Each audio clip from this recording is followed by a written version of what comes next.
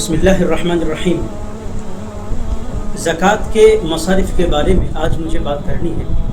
مصارف کا مطلب ہوتا ہے کہ آپ زکوٰۃ کن کھاتوں میں ادا کر سکتے ہیں، کن کھاتوں میں زکوٰۃ ادا کرنا چاہیے اور کن کھاتوں میں زکوٰۃ ادا کرنے سے زکوٰۃ ادا ہوگی، یہ مصارف کا مطلب ہے۔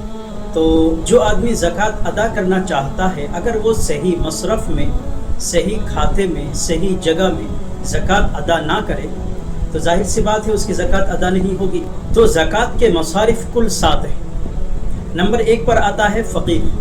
فقیر کو آپ زکوٰۃ دے سکتے ہیں، لیکن فقیر کی ڈیفینیشن اس کو جاننا ضروری ہے۔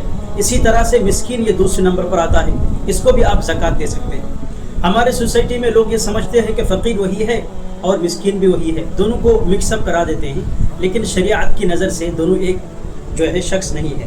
فقیر اس شخص کو کہا جاتا ہے جس کے پاس کچھ مال ہو، لیکن اتنا مال نہ ہو کہ جو نصاب کو پہنچ جائے، اتنا مال نہ ہو، کچھ مال اس کے پاس ہو، اس کو فقیر کہتے ہیں۔ اور مسکین کہا جاتا ہے کہ جس کے پاس کچھ بھی نہ ہو اور وہ کھانے میں، پہننے میں لوگوں سے سوال کا محتاج ہو، اس کو مسکین کہتے ہیں۔ There is a very clear difference between فقیر and مسکین۔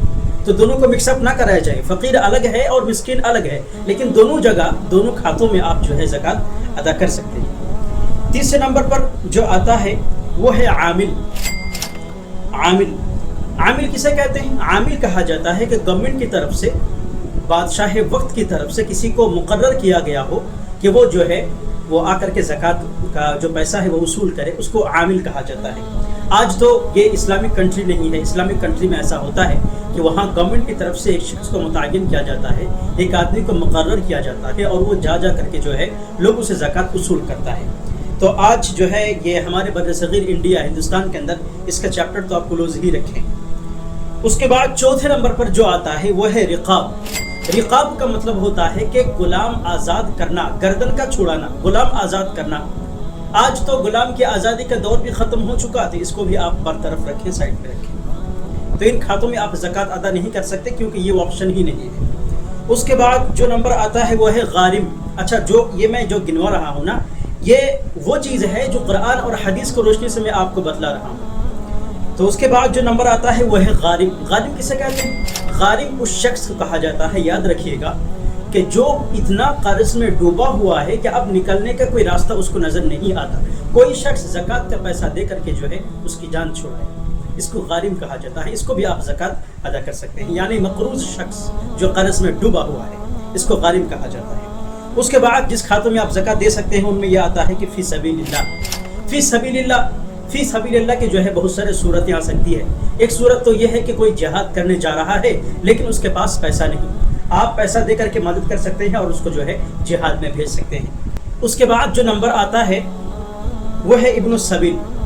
ابن السبیل سے مراد ہے مسافر، کہ مسافر وہ اس کے پاس پیسہ نہ ہو، یعنی سارا پیسہ یا تو خارج ہو چکا ہو یا کسی نے اس کا پیسہ لوٹ لیا ہو، تو آپ زکوٰۃ کا پیسہ دے کر کے اس کو اپنا وطن بھیج سکتے ہیں۔ اس کو ابن السبیل کہا جاتا ہے۔ جائے کہ وہ جس کنٹری میں رہتا ہو، اس کا جو وطن ہو، جہاں وہ رہتا ہو، وہاں وہ صاحب نصاب بہت بڑا مالدار انسان ہو، لیکن اس وقت صورتحال میں بالکل کنگال ہے، اس کے پاس کچھ بھی نہیں ہے اور وطن لوٹنے کے لیے اس کے پاس پیسہ نہیں ہے، تو آپ زکوٰۃ کے پیسے سے، اپنے زکوٰۃ کے پیسے سے مدد کر کے ان کو اپنا گھر، اپنا وطن بھیج سکتے ہیں۔ اس کی آپشن ہے۔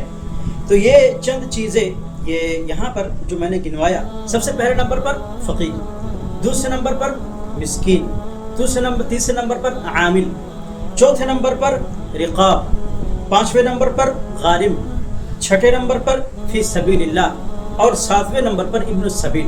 ان 7 آپشن میں، ان 7 کھاتوں میں، 7 مصارف میں آپ زکوٰۃ کا پیسہ لگا سکتے ہیں، زکوٰۃ کا پیسہ دے سکتے ہیں۔ اس مصارف میں زکوٰۃ کا پیسہ دینے سے آپ کا زکوٰۃ مکمل ادا ہوگا، لیکن یاد رکھیے اگر ان مصارف میں آپ زکوٰۃ کا پیسہ نہیں دیتے اور آپ سرچ نہیں کرتے، ریسرچ نہیں کرتے، بس ویسے ہی بغیر تحقیق کے آپ زکوٰۃ کا پیسہ ویسے ہی دے دیتے ہیں کسی کو، اور پتہ چلا کہ جو ہے یہ ان مصارف کے اندر، ان کھاتوں میں نہیں آتا، تو یاد رکھیے آپ کا زکوٰۃ ادا نہیں ہوگا۔ از سرے نو آپ کو زکوٰۃ ادا کرنی ہوگی۔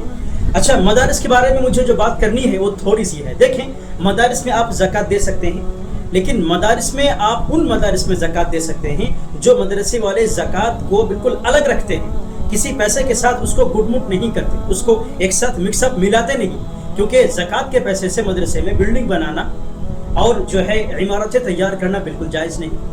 اس وجہ سے ذرا سرچ کرے، ریسرچ کرے، تحقیق کرے، اور پھر اس کے بعد جو ہے جہاں آپ کو مکمل اعتماد ہو، فل کانفیڈنٹ آپ کا ہو کہ یہ لوگ زکوٰۃ صحیح مصرف میں، صحیح کھاتوں میں یوز کریں گے، استعمال کریں گے، وہاں آپ زکوٰۃ ادا کریں. بھیجا آپ زکوٰۃ ادا کریں گے، پتہ چلا کہ آپ کی زکوٰۃ ادا نہیں ہوگی، تو بالکل جو ہے وہ غلط ہو جائے گا اور یہ صحیح رویہ بھی نہیں ہے. اللہ تعالی ہم سب کو صحیح کھاتوں میں زکوٰۃ ادا کرنے کی توفیق عطا فرمائے. السلام علیکم ورحمۃ اللہ تعالی وبرکاتہ.